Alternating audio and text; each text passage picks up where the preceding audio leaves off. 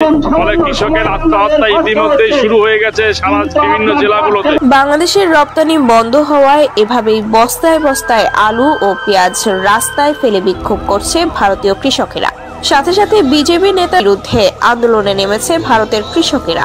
বাংলাদেশের ব্যবসায়ীরা আলু পেঁয়াজের আমদানি বন্ধ করায় পথে বসার মতো অবস্থা তাদের। বাংলাদেশি দাদা না আসলে না কলকাতা সব ভুকা মরে যাবে একদম জিনিস। আমি সচ্চা বলছি দাদা, এক সকাল বেলা আসলাম। প্রধানমন্ত্রীর পদ থেকে পদত্যাগ করতে যাচ্ছেন নরেন্দ্র মোদী। जो गरीबी से बाहर जिसको लाना है उसको भी सशक्त करना है। এদিকে অবশেষে পদত্যাগ করতেই হলো নরেন্দ্র মোদীকে। শেখ হাসিনার মতো তাকেও দেশ ছাড়তে বাধ্য করা হয়েছে। সর্বশেষ ভারতকে বাংলাদেশ দখল করবে, এইটাও আপনারা লাইভে দেখতে পারবেন। ডক্টর ইউনূস সরকারের মতো এত বড় সফলতা বাংলাদেশের ইতিহাসে আগের কোন সরকার দাবি করতে পারেনি এবং ঘটেনি। এই প্রথম এই ঘটনা ঘটছে। অ্যাকশন কিন্তু ঘটবে, লড়ো অথবা মরো। নিজেদের সর্বোচ্চ শক্তি দিয়ে পাল্টা জবাব দিয়েছে বিজেপি। একটা মিনি কিয়ামত চালিয়েছে। ইভেন তোমাদের শহরগুলা আমাদের ঠিক হাতের মুঠোয়। আমরা যদি চাই তোমাদের যে কোনো শহরের যে কোনো দরজায় আমরা পৌঁছাইতে পারি। এক জরুরি নির্দেশে বাংলাদেশের রাজপথে বিভিন্ন ক্যান্টনমেন্টগুলো থেকে সেনাবাহিনীর শত শত গাড়ি ছুটে গেছে। ডক্টর ইউনূসের মাস্টার মাইন্ডের কাছে কঠিন ধরা খেতে যাচ্ছে কট্টর হিন্দুত্ববাদী নরেন্দ্র মোদীর সরকার। ভারতকে কোণঠাসা করে নিজেদের সমস্ত দাবি দাওয়া আদায়ের জন্য ইন্দোনেশিয়া, মালয়েশিয়া, সিঙ্গাপুর ও থাইল্যান্ডের মতো শক্তিশালী 10টি রাষ্ট্রের সাথে যুক্ত হতে যাচ্ছে বাংলাদেশ। ভারতের কৃষকরা বাংলাদেশের কাছে সবজি, পেঁয়াজ, আলু বিক্রি করতে না পেরে তারা আলু রাস্তায় ফেলে প্রতিবাদ করছে এবং মিছিল করছে। বাংলাদেশের কাছে কেন বিক্রি করতে পারছে না, আর শুভেন্দুকে তারা খুঁজছে। বাংলাদেশে শেখ হাসিনাকে পতন করিয়েছিল সাধারণ শিক্ষার্থীরা, এখন ভারতের নরেন্দ্র মোদীকে পতন করায় সাধারণ মানুষরা। দর্শক শ্রোতা, ভারতে সাধারণ মানুষরা কিন্তু নরেন্দ্র মোদীর উপর অনেকভাবেই কেঁপেছে, কারণ সাধারণ মানুষরা এখন খেতে পারছে না ভারতের মধ্যে, তারা না খেয়ে মরতেছে। এই জন্য তারা আন্দোলন করে এবং নরেন্দ্র মোদীকে পদত্যাগ করাতে বাধ্য হয়। আপনারা সম্পূর্ণ ভিডিও দেখবেন, তাহলেই কিন্তু বুঝতে পারবেন। আপনারা তো জানেন একটা বিষয়, যে ভারত কিন্তু বাংলাদেশের মধ্যে কোনো পণ্য আমদানি বা রপ্তানি করতেছে না, এবং এই রপ্তানি না করাতেই ভারতের কৃষকরা তাদের পণ্যগুলা পচতে হচ্ছে এবং তারা কিন্তু না খেয়ে মরতে হচ্ছে। এইটার প্রতিবাদ কিন্তু সাধারণ মানুষরা করতেছে, ভারতের সাধারণ মানুষরা। তারা বলতেছে, কেন বাংলাদেশের মধ্যে পণ্য পাঠানো হচ্ছে না, কেন আমাদের পণ্যগুলা এইভাবে পচতেছে, এইটা তো সরকার দায়ী। সাধারণ মানুষরা অনেক কথাই বলবে, এবং কিভাবে নরেন্দ্র মোদী শেখ হাসিনার মতো পালিয়ে যায় এইটাও কিন্তু আপনারা দেখতে পারবেন। দর্শক শ্রোতা, অনেক নেতাকর্মীরাও কিন্তু তার বিরুদ্ধে কথা বলে। এইটা তো আপনারা গত কিছুদিন ধরে অনেক ভিডিওতে দেখেছেন। এখন আপনাদেরকে মূল ভিডিওগুলা দেখাবো, কিভাবে সে পালিয়ে যায়, এবং শেখ হাসিনা তো ভারতে গিয়ে আশ্রয় পেয়েছিল, সে কোথায় আশ্রয় পাবে। আপনারা সম্পূর্ণ ভিডিও দেখবেন, ভিডিওটা কিন্তু খুবই ইম্পর্টেন্ট। আমরা আর কথা বাড়িয়ে ভিডিওটা লং করতেছি না, আমরা সরাসরি ভিডিওর মূল আলোচনায় চলে যাচ্ছি। ভিডিওর প্রথমে যেই অংশবিশেষগুলো দেখেছেন সেইগুলোর বিস্তারিত কিন্তু এখন আপনারা দেখতে পারবেন, সাধারণ মানুষরা কি বলতেছে। অন্যদিকে নরেন্দ্র মোদীকে নিয়ে কয়েকটা ইম্পর্টেন্ট ক্লিপ রয়েছে, সেইগুলো আপনাদেরকে এক পর্যায়ে দেখাবো। এই যে দেখুন, বাংলাদেশের রপ্তানি বন্ধ হওয়ায় এভাবেই বস্তায় বস্তায় আলু ও পেঁয়াজ রাস্তায় ফেলে বিক্ষোভ করছে ভারতীয় কৃষকেরা। সাথে সাথে বিজেপি নেতা শুভেন্দুর বিরুদ্ধে আন্দোলনে নেমেছে ভারতের কৃষকেরা। বাংলাদেশের ব্যবসায়ীরা আলু পেঁয়াজের আমদানি বন্ধ করায় পথে বসার মতো অবস্থা তাদের। দেশের মধ্যে তারা পাচ্ছেন না এসব আলু পেঁয়াজের ন্যায্য দাম। হাজার হাজার ভারতীয় কৃষক নেমেছেন রাস্তায়। বস্তায় বস্তায় আলু ও পেঁয়াজ রাস্তায় ফেলে করছে বিক্ষোভ। কৃষকেরা বলছে, আলু পেঁয়াজ বাংলাদেশের রপ্তানি করে আমরা ন্যায্য দাম পেতাম, কিন্তু এখন রপ্তানি বন্ধ হওয়ায় তা পাচ্ছি না। আর এই গাড়ি আজকে 15 দিন দাঁড়িয়ে থাকায় বহু ক্ষতি হচ্ছে, প্রচুর টাকা লস। এক এক গাড়িতে পেঁয়াজের দামই প্রায় 10 থেকে 12 লক্ষ টাকা। যে কটা গাড়ি এসছে সেই কটা গাড়ি অন্তত বর্ডারে যাতে যাওয়ার পারমিশন দেয়, তাতে আমাদের সবার উপকার হয়। লাগাতার বন্ধ করে ওদের আলু পেঁয়াজ কি করে খায় আমরা সেটা দেখিয়ে দেব। এখন সেটা তো বিজেপি নেতা শুভেন্দু বন্ধ করে দিল। তাহলে এখন আমাদের এই উৎপাদিত আলু পেঁয়াজ ভারতীয় বিজেপি সরকার কিনুক। বিজেপি নেতা শুভেন্দু আমাদের এখন রাস্তায় নামতে বাধ্য করেছে। এখন আমাদের এসব আলু পেঁয়াজ তাকেই নিতে হবে, আর নইলে আমাদের এই আন্দোলন চলবে অনির্দিষ্টকালের জন্য। সম্প্রতি ভারতের বিজেপি নেতা শুভেন্দু অধিকারী বাংলাদেশে আলু পেঁয়াজ রপ্তানি বন্ধের ঘোষণা ও বাংলাদেশ নিয়ে বিভিন্ন আপত্তিকর বক্তব্যের জেরে উত্তাল বাংলাদেশ। সেই সাথে বাংলাদেশিরা তুলেছেন ভারত বয়কটের ডাক। এবং তারা ভারতের কোনো পণ্য আর আমদানি করবে না বলে সিদ্ধান্ত নিয়েছে। আর এর ফলে ইতিমধ্যে রপ্তানির অভাবে ভারতের কৃষকের উৎপাদিত আলু পেঁয়াজে পচন ধরতে শুরু করেছে। এমনকি যেসব আলু পেঁয়াজ বাংলাদেশের বিভিন্ন সীমান্তে ট্রাকে করে নেওয়া হয়েছে রপ্তানির উদ্দেশ্যে, সেসব আলু পেঁয়াজও নিতে অনাগ্রহ দেখাচ্ছে বাংলাদেশ। তাই সেখানেই ট্রাকেই পচে যাচ্ছে এসব আলু পেঁয়াজ। ফলে বিপাকে পড়েছে ভারতের ব্যবসায়ীরা। এর ফলে ভারতের কৃষক ও ব্যবসায়ীদের দেখা দিয়েছে অস্থিরতা ও বিজেপি নেতা শুভেন্দু অধিকারীর উপর তীব্র ক্ষোভ ও পদত্যাগের দাবি। তবে বাংলাদেশের অন্তর্বর্তীকালীন সরকারের পক্ষ থেকে জানানো হয়েছে যে বাংলাদেশ আর ভারত থেকে কোনো পণ্য আমদানি করবে না। বাংলাদেশ এখন থেকে পাকিস্তান, চীন এবং অন্যান্য দেশ থেকে আলু পেঁয়াজ সহ অন্যান্য সব পণ্য আমদানি করবে। ইতিমধ্যে আমরা পাকিস্তান থেকে 2 জাহাজ পণ্য ও খাদ্য সামগ্রী আমদানি করেছি এবং আমরা আরো আমদানি করার কথা ভাবছি।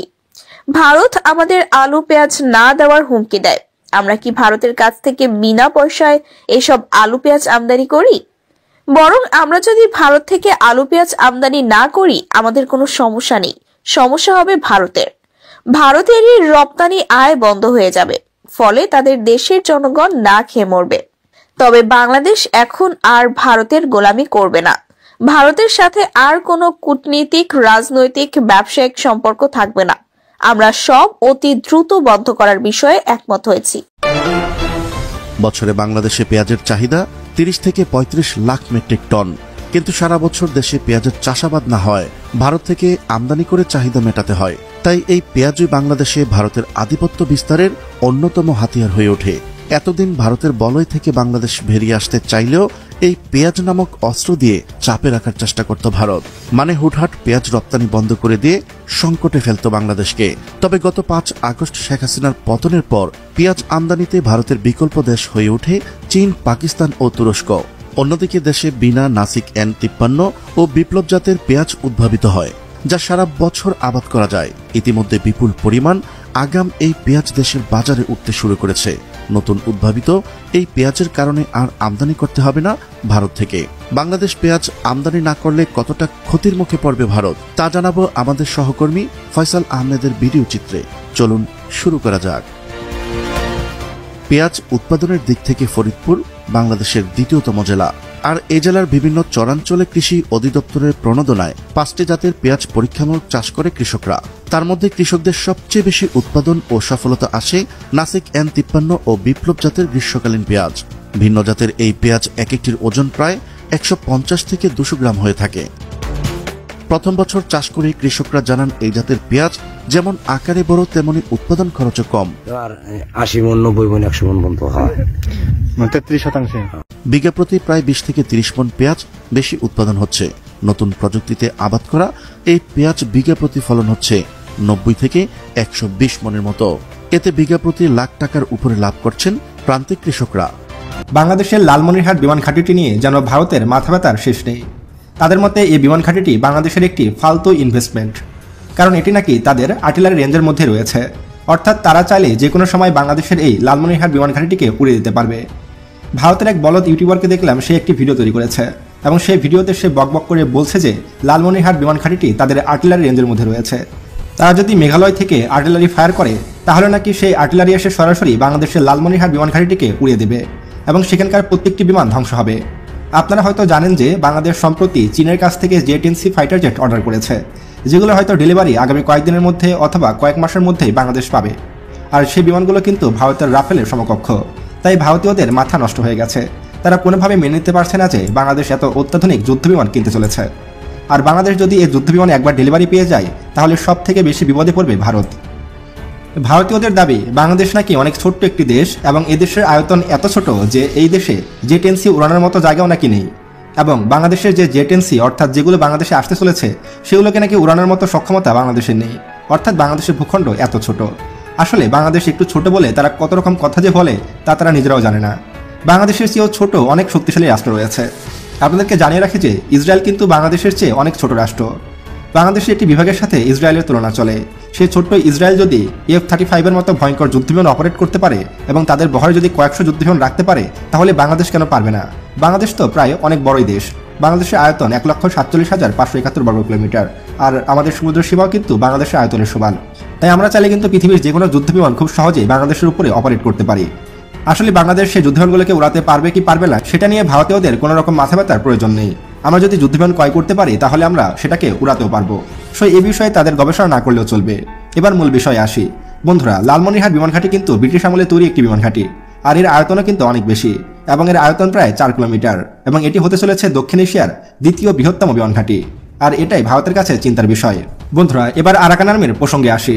ভারতীয়রা তো এতদিন লাফালাফি করছিল, তারা বলছিল আরাকান আর্মি নাকি বাংলাদেশের চট্টগ্রাম দখল করবে, তারা নাকি বাংলাদেশের সেন্ট মার্টিন দখল করে নেবে। কই সে আরাকান আর্মি? তারা তো বাংলাদেশ দখল করতে আসছে না, তারা তো বাংলাদেশের সেন্ট মার্টিনও দখল করতে পারলো না, তারা তো কোনো কিছুই করতে পারলো না। শুধু শুধু ভারতীয়রা লাফালাফি করে। আর ভারতের কিছু সার্কাস টিভি চ্যানেল আছে যাদের কাজই হলো সবসময় লাফালাফি করা। তারা সবসময় ভুলভাল তথ্য প্রচার করে এবং সবসময় বিভ্রান্তমূলক তথ্যই প্রচার করে। আসলে ভারত আমাদের শত্রু রাষ্ট্র, এটা মানতেই হবে। শুভেন্দু পাগল তো খুঁজতেছে কৃষকরা ইন্ডিয়ার। হ্যাঁ দাদু, কত বড় করে গলা করে বলছিলা যে বাঙালিদের না খাওয়াই মারবা, হ্যান করবা, ত্যান করবা, দিবা না কিছু। বাঙালি না খেয়ে মরছে, এবার না খেয়ে তো তোর দেশের জনগণই মরতেছে। বারবার করে বলছি না যে বাংলাদেশে যদি ওরা প্রোডাক্ট না পাঠাস, আলু না পাঠাস, পেঁয়াজ না পাঠাস, বাংলাদেশের মানুষ মারা যাবে না, মারা যাবে তোর দেশের মানুষ। কারণ তোর দেশের কৃষকরা বাংলাদেশকে টার্গেট করে তোর এখানে আলু উৎপাদন করে, পেঁয়াজ উৎপাদন করে, মরিচ উৎপাদন করে। লসটা কার হয়েছে? আলুর যে দাম কৃষকরা পাচ্ছে না, 2.5 টাকা 3 টাকা করে তারা হচ্ছে ফসলের দাম পাচ্ছে।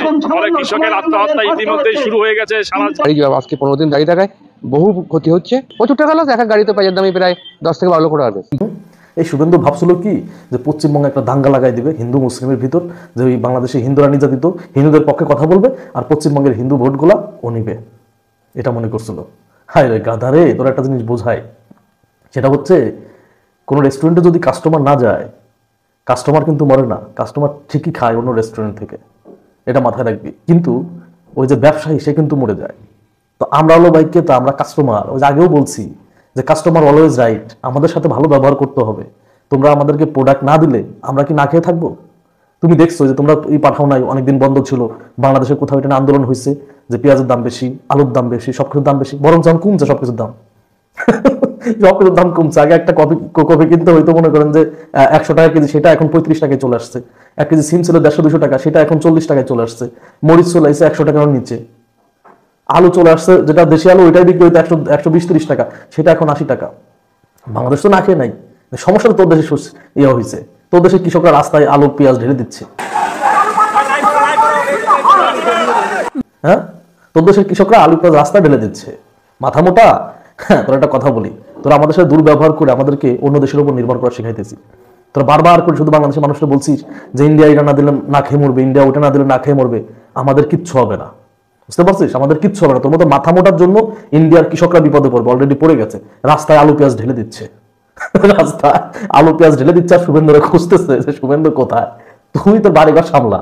হ্যাঁ, তোর বাড়িঘর সামলা, আলু পেঁয়াজ ধরে তোর বাড়ির উপর ছুঁড়ে মারে না, ঠিক আছে? তুই তোর বাড়িঘর সামলা। বাংলাদেশের সংখ্যালঘু সামলানোর দরকার নাকি, তুই তোর বাড়িঘর সামলা। তো বাড়িঘরে যে আলু পেঁয়াজ নিয়ে হামলা করবে কৃষকরা, কি মনে করছিলা? হ্যাঁ, কি মনে করছিলা এটা দাঙ্গার সৃষ্টি করবা? তোমাদেরটা দেখে নাচানাচি করবে বাংলাদেশের হিন্দুরা। বাংলাদেশের সনাতনীরা এত বোকারা তোমাদের মতো। কারণ বাংলাদেশের ওই সনাতনীরা অত পরিমাণ গোবর তো খায় না। দেখলাম তোমাদের ইন্ডিয়াতে, মানে বলতেও ঘৃণা লাগে, মানে গোবর দিয়ে রুটি খায়, বলতেও ঘৃণা লাগে। তোমাদের দেশে পুলিশরা মানে গরুর চুনা খায়, কিন্তু বাংলাদেশে এটা এতটা হয় না। তো বাংলাদেশের হিন্দু সনাতনী আন্তর্জাতিক মহলে একাধিক প্রশ্নচিহ্ন উঠে গেছিল। তিনি আসলে কোন দলের লোক, তিনি এই ছাত্র আন্দোলনের ঠিক কিভাবে গুরুত্বপূর্ণ ভূমিকা পালন করেন। অনেকে আবার তাকে বাংলাদেশের সক্রেটিস কিংবা মাস্টার মাইন্ড হিসাবে পরিচিতি তার আছে। অর্থাৎ প্রধান যে উপদেষ্টা মোহাম্মদ ইউনূসের যে মণ্ডলী, যে চারিপাশে উনি বিচরণ করেন, তার অত্যন্ত গুরুত্বপূর্ণ ব্যক্তি কিন্তু এই ব্যক্তিটি।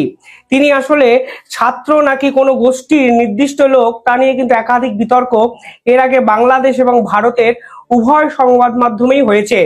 ইউটিউবে ওই সকল ভাষা ব্যবহার করা যায় না বলে আমি পাকিস্তানপন্থী প্লাস অন্য কোনো শব্দ দিয়ে এনাকে আখ্যায়িত করতে পারলাম না। এই ব্যক্তিটির নাম কি? মাহফুজ আলম।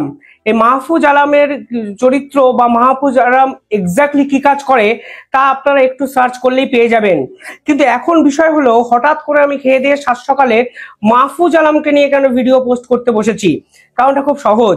তিনি যে ফেসবুকে পোস্টটি করেছেন এবং করে সঙ্গে সঙ্গে 2 ঘন্টার মধ্যে ডিলিট করে দিয়েছেন, তা চূড়ান্ত লজ্জাজনক, ইতিহাসকে অগ্রাহ্যকারী এবং সরাসরি ভারত বিরোধী একটি পোস্ট। দিনের পর দিন মোহাম্মদ ইউনূসের এই যে উপদেষ্টা মণ্ডলী সমন্বয়করা ভারতকে কিন্তু এক নাগাড়ে উস্কানি দিয়ে যাচ্ছেন। আপনি বলুন, বিশ্বের কোনো দেশে এই ধরনের রাজনীতিবিদ যদি এই ধরনের পোস্ট করে, ভারতবর্ষ হয়তো উদারতা দেখাচ্ছে, কিন্তু অন্য প্রভাবশালী দেশ ঠিক কিভাবে রিয়াক্ট করবে আমি জানি না। উপদেষ্টা এবং সমন্বয়কদের ভারতবর্ষ অ্যাকচুয়ালি খুব ক্যাজুয়ালি ডিল করার চেষ্টা করছে বলে আমার মনে হয়। কারণ এই সরকার তো নির্বাচিত সরকার নয়, গণতান্ত্রিক উপায়ে ভোটদানের মাধ্যমে সরকার কিন্তু আসেনি। কিন্তু কিছুদিন আগে আপনার হয়তো মনে আছে, ইরানের একজন সরকারি অধিকর্তা একটি ভারতকে নিয়ে পোস্ট করেছিলেন। ভারতবর্ষের পররাষ্ট্র মন্ত্রণালয়ের পক্ষ থেকে কিন্তু কড়া ভাষার স্টেটমেন্ট দেওয়া হয়েছিল। কিন্তু এই সরকারের এই সকল উপদেষ্টা, সমন্বয়ক এবং ছুটকা ছাটকা মস্তানদের গুরুত্ব ভারতবর্ষ এর জন্য দিচ্ছে না, কারণ এরা কোনো গণতান্ত্রিক উপায়ে নির্বাচিত প্রতিনিধি নয় বলেই আমার বিশ্বাস। আর এরপরেই আরো একটা খবর কিন্তু আমাদেরকে ভাবাতে শুরু করেছে। ভারত সফর থেকে কিছুদিন আগে বাংলাদেশে গেছিলেন ভারতের পক্ষ থেকে বিদেশ সচিব বিক্রম মিস্ত্রি। তিনি যখন গেলেন, তিনি গিয়ে 1.5 ঘন্টার একটি মিটিং করেছেন কোনো গোপন আস্তানায়। সেই খবর যখন প্রকাশিত হয়েছে, তখন নিঃসন্দেহে মোহাম্মদ ইউনূসের যে সরকারি উপদেষ্টা সমন্বয়ক আছে, তাদেরই রাতের ঘুম উড়ে গেছে। এবার বলি, এবার এই উপদেশটা কি পোস্ট করেছে আমি একটু আপনাদের শোনাতে চাই, তাহলে আপনারা নিজেরাই বুঝবেন এই পোস্টের গুরুত্ব কি এবং এই পোস্ট উনি কোন দৃষ্টিভঙ্গিতে করেছেন। মোহাম্মদ ইউনূসের সরকারের বিরুদ্ধে অনেকে প্রো পাকিস্তানি অভিযোগ বিভিন্ন ক্ষেত্রে করেন, কিন্তু ইনি সরাসরি বাংলাকে দ্বিখণ্ডিত করার জন্য একটি পোস্ট করেছেন।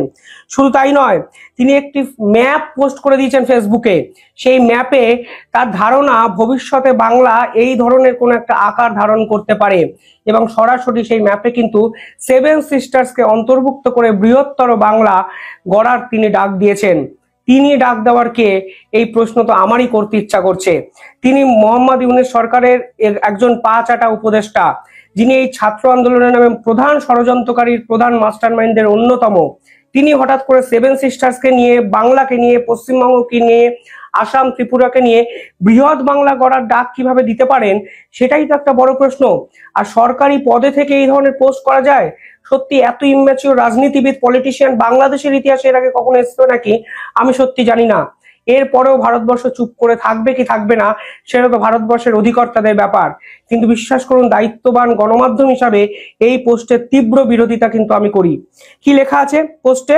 তিনি লিখেছেন, খুব সুন্দরভাবেই তিনি লিখেছেন যে বিজয় এসেছে, তবে সামগ্রিক নয় মুক্তি। মুক্তি কিন্তু এখনো দূরে, অর্থাৎ এখনো বিজয়টা, স্বাধীনতাটাকে বাংলাদেশ নাকি অনেকটা দূরে আছে। হিমালয় থেকে বঙ্গোপসাগর পর্যন্ত জনপথ পুনরুদ্ধার ব্যতীত পোকায় খাওয়া পূর্ব পাকিস্তান হয়ে বাংলাদেশ দিয়ে আমরা মুক্তিকে ছুঁতে পারবো না। তিনি পরবর্তীকালে লিখেছেন, কলকাতা, উত্তর 24 পরগনা, নদিয়া, মুর্শিদাবাদ, মালদা, 2 দিনাজপুর, আলিপুরদুয়ার, কোচবিহার, অসম, ত্রিপুরার ম্যাপ সংযুক্ত করেন এবং ম্যাপের নিচে লিখেছেন, এই ম্যাপ আবার অনেক নেতাই কিন্তু সে সময় পোস্ট করেছিলেন, অর্থাৎ এই ম্যাপের স্বপ্নই নাকি বাংলাদেশের একাধিক স্বাধীনতা সংগ্রামীরা দেখেছিলেন।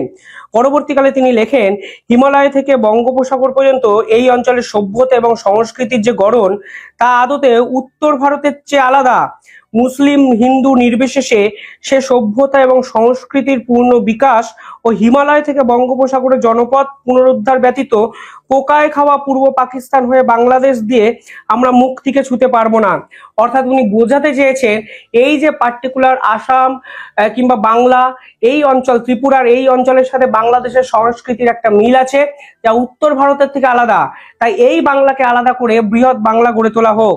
তিনি আবার এটাও নিয়েছেন, ভারত একটা ঘেরাও ও গেটো কর্মসূচি নিয়েছে।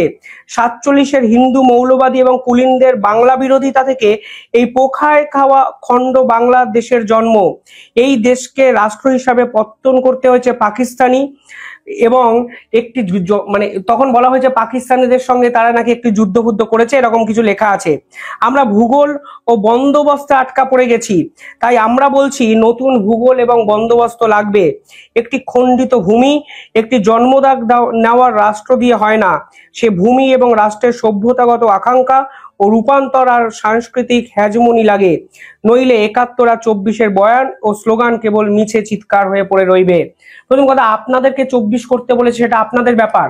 আপনারা আপনাদের দেশের প্রধানমন্ত্রীর বিরুদ্ধে ষড়যন্ত্র করবেন কি করবেন না সেটা আপনাদের ব্যক্তিগত ব্যাপার।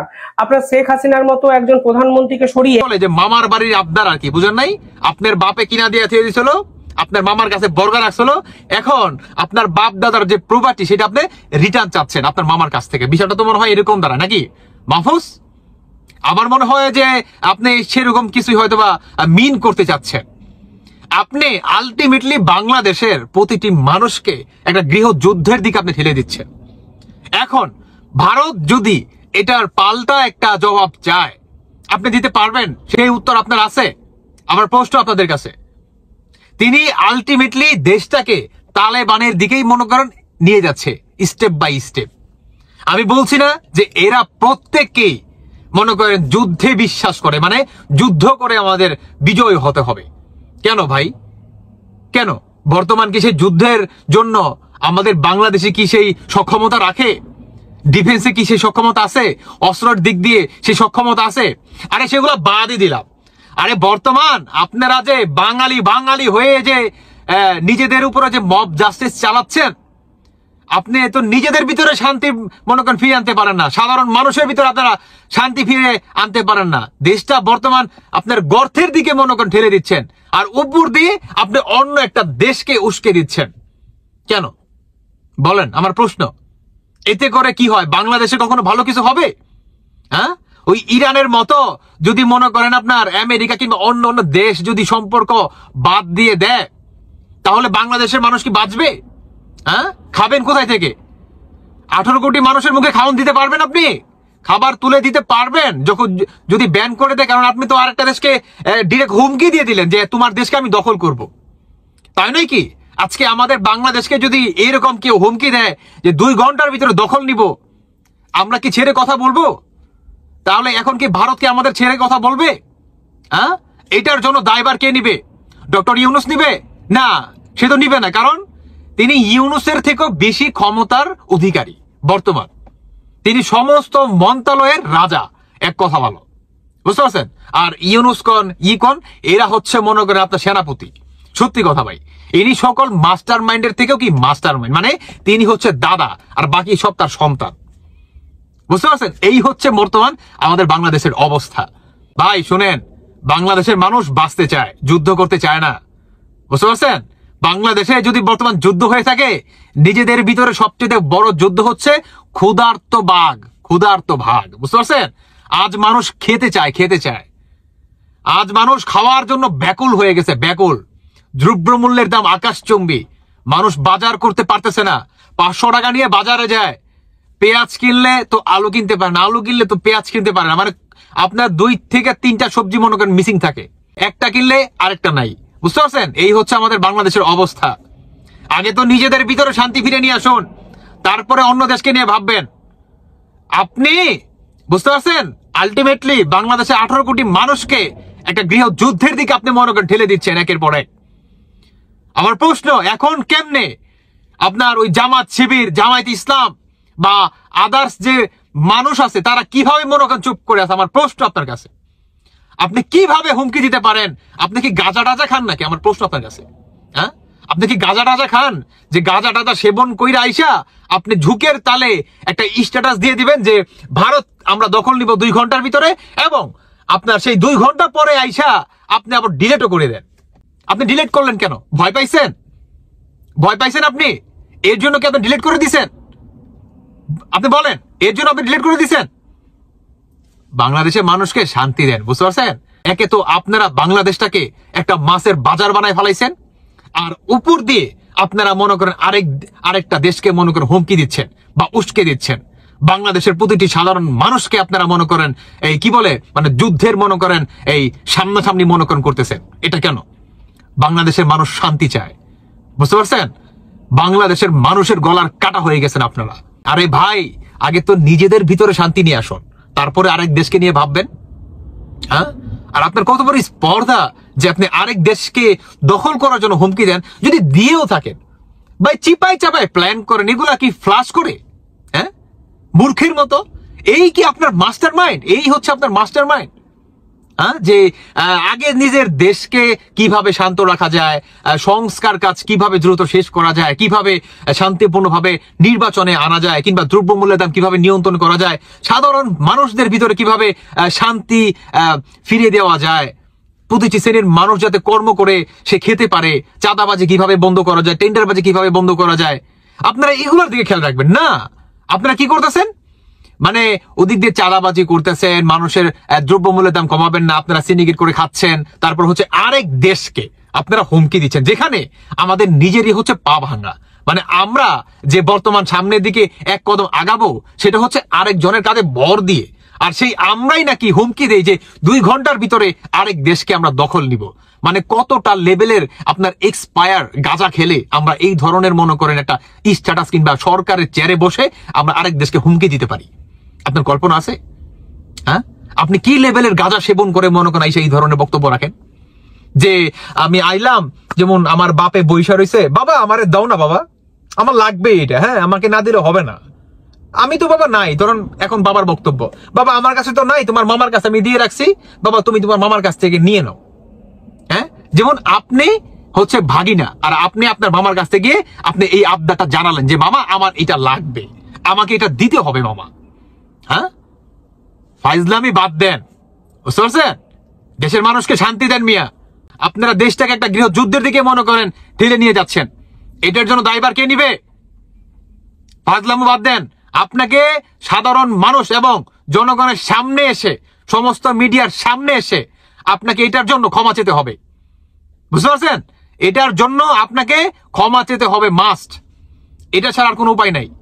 যেরকম স্ট্যাটাস দিছেন, এরকম বাংলাদেশের প্রতিটি মিডিয়ার সামনে, জনগণের সামনে আপনাকে এটার জন্য সরি বলতে হবে যে আমি ভুল করছি, এটা আপনাকে বলতেই হবে বাংলাদেশের, অন্তত বাংলাদেশের সাধারণ মানুষের জন্য। না হলে সাধারণ মানুষ কখনো ভালো থাকতে পারবে না, এটা আপনাকে বুঝতে হবে। বাংলাদেশের বিরুদ্ধে যে ষড়যন্ত্র, এইটা ভারতের নাগরিকরা প্রতিহত করবে, প্রতিহত না করলে তাদেরকে না খেয়ে মরতে হবে।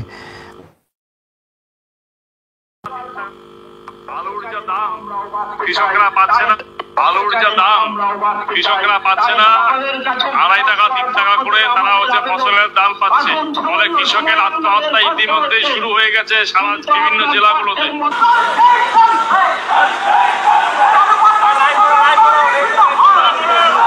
বাংলাদেশের রপ্তানি বন্ধ হওয়ায় এভাবেই বস্তায় বস্তায় আলু ও পেঁয়াজ রাস্তায় ফেলে বিক্ষোভ করছে ভারতীয় কৃষকেরা। সাথে সাথে বিজেপি নেতা শুভেন্দুর বিরুদ্ধে আন্দোলনে নেমেছে ভারতের কৃষক।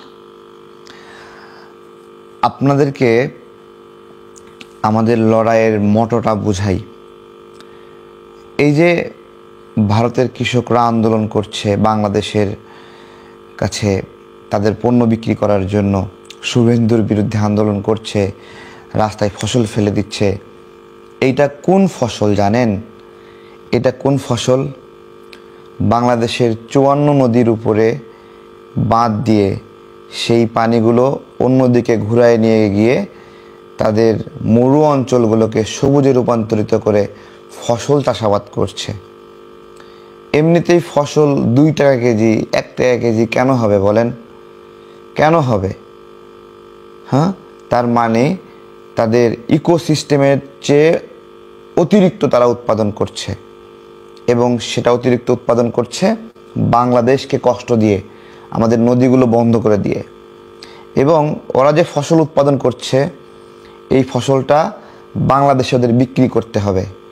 এই বিক্রি করার জন্য ওদের প্রয়োজন এইখানে যেন ফসল উৎপাদন না হয়, এখানে যেন ফসল উৎপাদন ব্যাহত হয়, আমার নদীগুলো বন্ধ করে দিয়ে এইটা তারা দীর্ঘমেয়াদী একটা পলিসি, যে এখানে নদীগুলো বন্ধ থাকলেই কেবলমাত্র ফসল উৎপাদন ব্যাহত হবে, আর তারা নদী বন্ধ করার যে পানি, সেই পানি দিয়ে ফসল উৎপাদন করে আমাদের কাছে বিক্রি করবে।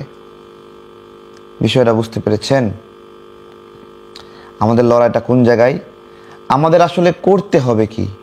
ওরা যে নদীটা বন্ধ করে দিল, এই নদীগুলো বন্ধ করে দিয়ে ফসল উৎপাদন করছে, এই ফসল যেন অপ্রয়োজনীয় হয়, এই ফসল যেন কোথাও বেচতে না পারে, আমাদের সেই ব্যবস্থাটা করতে হবে। আমি যেটা বলছি, ওদের আলু, পেঁয়াজ, মরিচ এগুলোও বয়কট করতে হবে, বর্জন করতে হবে।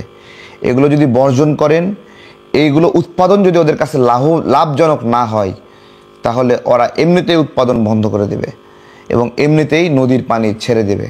ওরা তো এই নদীর পানি ছেড়েই তো উৎপাদন করছে, তাই নয়? সারপ্লাস উৎপাদন করে আমাদের কাছে বেচতে চায়, তাই নয়? তাহলে রাষ্ট্রের পলিসি হওয়া উচিত যে আমার আলু লাগলে আমি বিশ্বের অন্য দেশ থেকে আনবো, কিন্তু আমার নদী বন্ধ করে দিয়ে যারা ফসল উৎপাদন করছে তাদের কাছ থেকে আমরা নেব না। এটা তারা যে উদ্দেশ্যে আমার নদী বন্ধ করলো, তাদের সেই উদ্দেশ্য আমি বাস্তবায়ন হতে দেব না। দরকার হলে চীন থেকে আনবো, পাকিস্তান থেকে আনবো, মিশর থেকে আনবো, জার্মান থেকে আনবো, কিন্তু ইন্ডিয়ার কাছ থেকে নেব না। সস্তায় পেলেও নেওয়া যাবে না। কেন নেওয়া যাবে না? কারণ আমার নদীর উপর তারা আগ্রাসন করছে। এটা সহজ কথা। অনেকে এই ধরনের মতামত যে সস্তায় পেলেই হলো, সস্তায় পেলেই হলো, কই থেকে পাইলো এটা গুরুত্বপূর্ণ না, এই ধরনের নীতি। যেমন ডিম আমাদের 12 টাকা কিনতে হচ্ছে, এটা সস্তায় 10 টাকায় পেতে হবে। এটা পাওয়ার জন্য যদি ইন্ডিয়া থেকে আনতে হয় তাহলে আনুক, সমস্যা নাই। এই যে দেন একটা চিন্তা, এটা কারা? যারা এগুলো উৎপাদন করে না, যারা শুধু খায়, তারা এটা। যারা আপনার হলো বেতনভুক্ত মানুষ, হ্যাঁ, যারা উৎপাদনের সঙ্গে, কৃষির সঙ্গে জড়িত নয়, যারা শিকড়ের সঙ্গে জড়িত নয়, তারা এটা চায় যে কম দামে পাইতে হবে। যেমন কিছু কিছু বলছিল না যে গরু ইন্ডিয়া থেকে আমদানি করেন তাহলে মাংসের দাম কমবে। তো মাংসের দাম ইন্ডিয়া থেকে আইনা 100 টাকা কমায় লাভ কি? সেটা তো আমার দেশের কৃষক দামটা পাচ্ছে না, পাচ্ছে কি? ইন্ডিয়ার কৃষক। আমার দেশ থেকে যদি 700 টাকা দেও একটা গরুর মাংস কিনতে হয়, তাহলে আমি আমার দেশের কৃষককে দিচ্ছি, আমার টাকাটা আমার টেরিটরির মধ্যে রইতেছে। ওই কৃষক আবার আমার কাছ থেকে জিনিস কিনবে, আমার কাছ থেকে সেবা নেবে। আমি ওর কাছ থেকে কিনতেছি, ও আমার কাছ থেকে কিনবে। সুতরাং একটা জিনিস কম দামে পাওয়াটাই একটা রাষ্ট্রের মূল উদ্দেশ্য হতে পারে না। রাষ্ট্রের নিরাপত্তা কৌশল আছে, টিকে থাকার কৌশল আছে। আমার অর্জিত ডলারগুলোকে আমার কাছে রাখতে হবে। এগুলো আমার প্রবাসীরা কষ্ট করে অর্জন করছে, এটা সস্তায় আমি হলো ইন্ডিয়াকে দিয়ে দেব, এইটা হইতে পারে না। আজকে আমাদের লড়াইয়ের ভাষাটা ভারতের যারা দালাল তারা বোঝে না। তারা কিছু হতেই বলে এইবার আলু আমদানি বন্ধ কর, আলু বয়কট কর, পেঁয়াজ বয়কট কর, এগুলো বলে। আমরা তো চাই এগুলো বয়কট হোক। আমার গরুর মাংসের সক্ষমতা আমরা অর্জন করলাম কিভাবে? এটা গরুর মাংস ইন্ডিয়া থেকে আনা বন্ধ হয়েছে, আমার কৃষকরা বিপ্লব ঘটাই দিছে গরুতে। যে কোনো জিনিস কষ্ট করে ইন্ডিয়া থেকে আনা বন্ধ করে দেন, আমার কৃষকের জন্য যখন ওই জিনিসটা লাভজনক হবে তখন তারা দেধারসে উৎপাদন করবে। পেঁয়াজ 1 সিজনে হতো, সেই পেঁয়াজ 2 সিজনে 3 সিজনে মানুষ চাষাবাদ করছে। এইবার পেঁয়াজের সিজন আসার আগেই পেঁয়াজ উৎপাদন করে ফেলছে পাবনার কৃষকরা, বগুড়ার কৃষকরা আগেই করছে, এবং তারা বলতেছে এই পেঁয়াজটা উঠাচ্ছে এবং উঠায় আবার পেঁয়াজ লাগাবে, অর্থাৎ এক ফসলের জায়গায় 2 ফসল। যার ফলে আমার গত বছর 36 লাখ মেট্রিক টন পেঁয়াজ হয়েছিল, দরকার ছিল 25 লাখ মেট্রিক টন। ইন্ডিয়া থেকে কয় লাখ মেট্রিক টন আছে? ইন্ডিয়া থেকে 2 লাখ মেট্রিক টন পেঁয়াজও আসেনি। হ্যাঁ, তো আমার এই জিনিসগুলোতে নাড়াচাড়া করতে হবে, যত্ন করতে হবে। সেটা আমরা যারা ভোক্তা, আমাদেরকেও ভারতের পণ্য বর্জন করে করে সহযোগিতা করতে হবে। আবার যারা ব্যবসায়ী, তারা লোভ করলেই হবে না। হ্যাঁ, ইন্ডিয়া থেকে মাছ আইনা সস্তায় আইনা বিক্রি করলে তো লাভ কিছু হবেই, কিন্তু লাভ হইলেই সুযোগ দিতে হবে। ইন্ডিয়া থেকে কিছু আলু আনে বিক্রি করলে তো লাভ হবেই, তো সেটা হইলেই সুযোগ দিতে হবে। ইন্ডিয়া থেকে কচু আনলে তো কিছু লাভ হবে ব্যবসায়ীর, সেটাই লাভ হইলেই সুযোগ দিতে হবে। দেশের অর্থনৈতিক, কৃষিনীতি, এসব নিরাপত্তাগুলো চিন্তা করতে হবে না? এগুলো ভাবতে হবে। শুভেন্দু বলতেছে না আলু বন্ধ করে দাও, পেঁয়াজ বন্ধ করে দাও। আজকে আলু বন্ধ করবি, পেঁয়াজ বন্ধ করবি, কর না। আমরা আলহামদুলিল্লাহ পড়েছি, এবং তোদের কৃষকরা তোদেরকে পিড়ায় মারবে, দাঁড়া। আমাদের উপর যে নিপীড়ন হচ্ছে এই নিপীড়নের দফা রফা হতে হবে।